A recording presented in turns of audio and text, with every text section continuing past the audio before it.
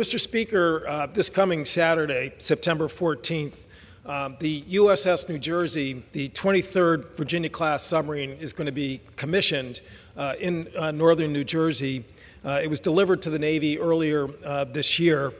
And next to me is a photo of USS Iowa, which is going to be the 24th Virginia-class submarine, which is going to be delivered next month. This is a shot from the dry dock in Groton, Connecticut. Early next year, the 25th submarine, the USS Massachusetts, is going to be delivered to the Navy. Later in the year, the 26th submarine, USS Idaho, is going to be delivered to the Navy. And in the following year, in 2026, USS Arkansas, USS Utah are also going to be delivered. Again, these are really the most critical maritime vessels, particularly in the Indo-Pacific. We're here on China Week. I mean, what is happening in these shipyards is the best rebalancing of deterrence in the Indo-Pacific region. And it's happening at the same time that we are building the Columbia-class submarines, which are the ballistic submarines. Those submarines are actually 2.5 times the size of the Virginia-class submarine. They're just massive vessels, which again are critical because the whole life of the submarines they are replacing, the Ohio-class submarines, are over 40 years old, and so all of this work, again, is something that is really driving a lot of economic activity, certainly in southern New England, but frankly all across the state. Again, Congress has had a big part to play in terms of funding, just in the recent supplemental, the submarine industrial base funding. And again, it's aimed at 3 different things. Number 1, workforce. Number 2, supply chain. And number 3, facility. This is a picture of a supply chain company in Towin, Connecticut, which is in my district in eastern Connecticut, Shelby Supply Company.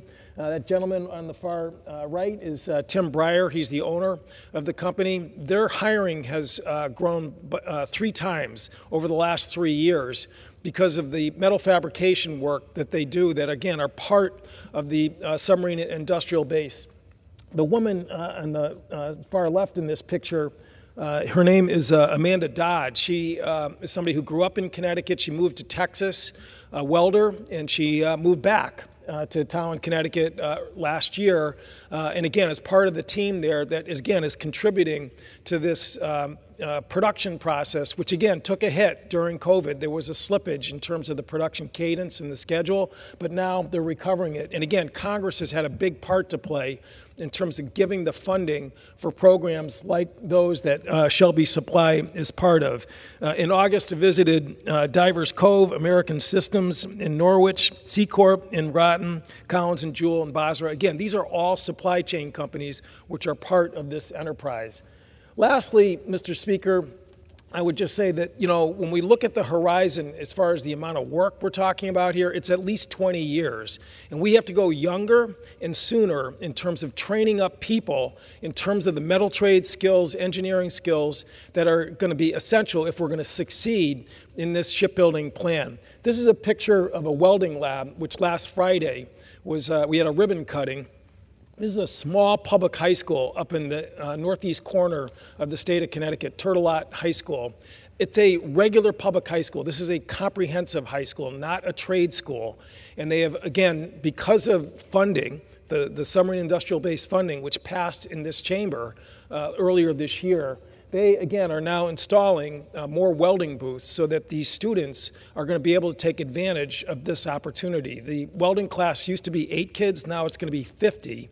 And these are kids that when they graduate from high school are going to be eligible to get their security badge, go into the shipyard, and be part of this production process. Interestingly, talking to Superintendent Melinda Smith and some of the teachers at the high school, because of this program, students who otherwise would really not be that connected in terms of the work that was going on there because they really were not college bound, attendance is now going up because these kids understand that this program, which they really like, and it's about an hour and a half a day or so, if they don't show up for school, they're going to get removed from the program. So it's a win-win situation in terms of increasing educational proficiency in terms of all subjects, but particularly giving people a skill, which is a life skill, that's going to allow them to succeed in the future. Again, this is now happening not just in trade schools, which are wonderful, the career and technical schools, which again now have waiting lists for kids who want to get involved, but it's also happening in non-trade public high schools. Westbrook High School in Connecticut is also going to be part of this program, and that's how we succeed as a nation to recapitalize our Navy fleet. I yield back.